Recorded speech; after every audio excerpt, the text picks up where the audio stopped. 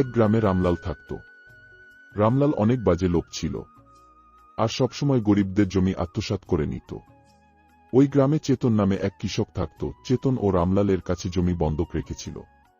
এই জন্যে ও রামলালের জমিতে কাজ করত, যাতে তার ঋণ মাফ হয় ও তার জমি ফেরত নিয়ে নেয়। ওরে চেতন, তাড়াতাড়ি হাত নাড়ো, তোমার ঋণ শোধ করতে হবে না? হ্যাঁ হ্যাঁ মালিক, চালাচ্ছি। আমিও চাই আমার জমি তাড়াতাড়ি ফেরত পেতে। হ্যাঁ হ্যাঁ, তুই ঠিক বলছিস। আমিও চাই, কারণ আমি কখনো কোনো গরিবের অধিকার মারিনি। হ্যাঁ হ্যাঁ মালিক, আপনি তো আমাদের জন্য দেবতার সমান। আপনি আমার সাহায্য করেছেন, এটাই বড় কথা। এরপর রামলাল সেখান থেকে চলে গেল, আর চেতন জমিতে কাজ করতে শুরু করে দিল। চেতন কাজ করতে করতে পুরো 2 বছর হয়ে গেল, কিন্তু রামলাল চেতনের জমি ফেরত দেয়নি। এই জন্য ও অনেক চিন্তিত ছিল। চেতন কাজ করে ঘরে এলতো, ওর স্ত্রী সীমা ওকে বলল, আরে শুনছো, এবার তো পুরো 2 বছর হয়ে গেল। তুমি কি এখনো টাকা খুঁজে পাওনি? তুমি তো মাত্র 25,000 টাকা নিয়েছিলে, আর আমাদের জমি তো পুরো 2 লাখ এর। তো এই রামলাল মালিক আমাদের জমি ফেরত দিচ্ছে না কেন? আরে ভাগ্যবান, তুমি ধৈর্য রাখো, সবকিছু ঠিক হয়ে যাবে। আমি এই নিয়ে মালিকের সঙ্গে কথা বলি। সে খুব চালাক, এই জন্য আমার মনে হয় যে সে সহয়ে আমাদের জমি ফেরত দেবে। যদি সে জমি ফেরত না দেয়, তো আমরা তো বরবাদ হয়ে যাব। আমরা কি করব? সারা জীবন কি এভাবে কাজ করতে হবে? আরে তুমি চিন্তিত কেন হচ্ছে? আমি কিছু না কিছু করে আমাদের জমি ফেরত নিয়ে নেব। পরের দিন চেতন মালিক রামলাল এর কাছে গেল।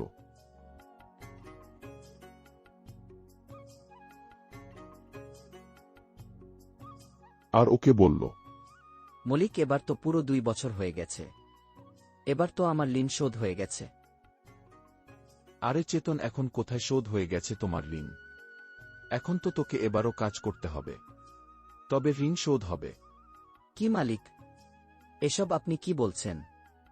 2 বছর আমি কাজ করেছি, আমি শুধু আপনার কাছ থেকে 25,000 টাকাই তো নিয়েছিলাম।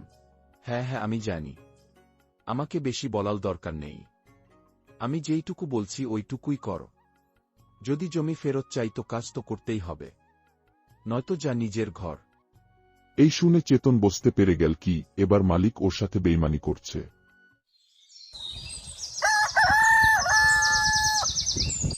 এবং সে একটি পরিকল্পনা করল, আর পরের দিন চেতন জমিতে কাজ করছিল।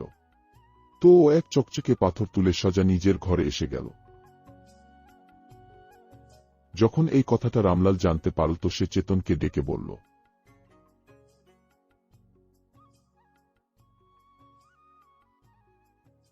কিরে চেতন, তুই আমার জমি থেকে পাথর পেয়েছিস, আর তুই এই কথাটা আমাকে বলিস নিস? এটা তো ভালো হলো যে আমার লোকেরা এই কথাটা আমাকে বলে দিল। চল দে, আমাকে ওই পাথরটা দিয়ে দে। না না মালিক, আমি কোনো পাথর পাইনি। মনে হচ্ছে আপনার কোনো ভুল বোঝাবুঝি হয়েছে।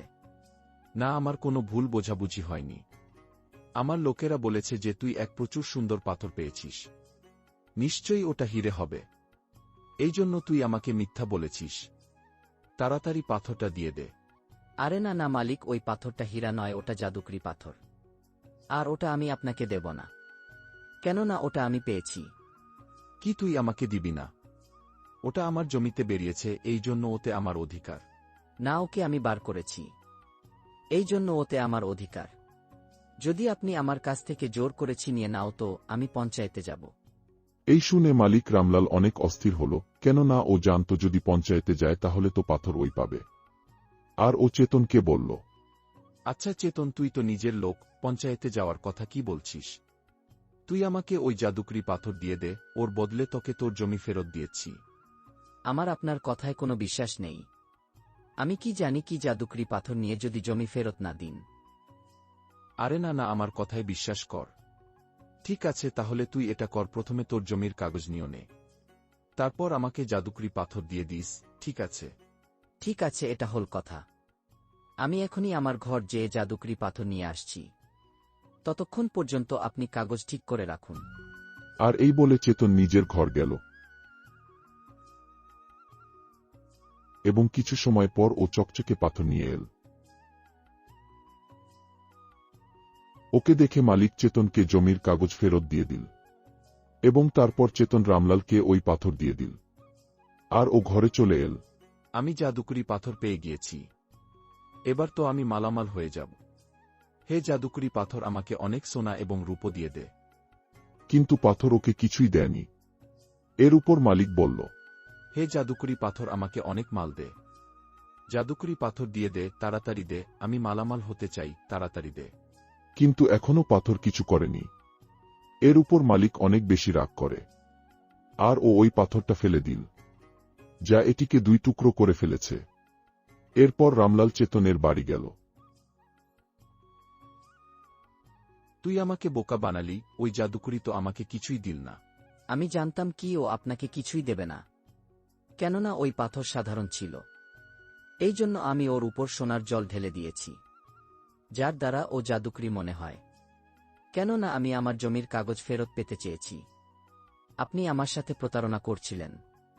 আর যদি আপনি আমার সাথে কিছু করেন তাহলে আমি পঞ্চায়েতে চলে যাব। তুই আমাকে হুমকি দিচ্ছিস? তুই জানিস না কি আমি মালিক রামলাল? আমি সব কিছু করতে পারি। হ্যাঁ হ্যাঁ আমি জানি, কিন্তু আপনি জানেন না যদি আমি পঞ্চায়েতে চলে যাই তো আপনার কি হবে। এই শুনে রামলাল অনেক বেশি ভয় পেয়ে গেল, কারণ ও জানত কি ও চেতনের সাথে প্রতারণা করেছে।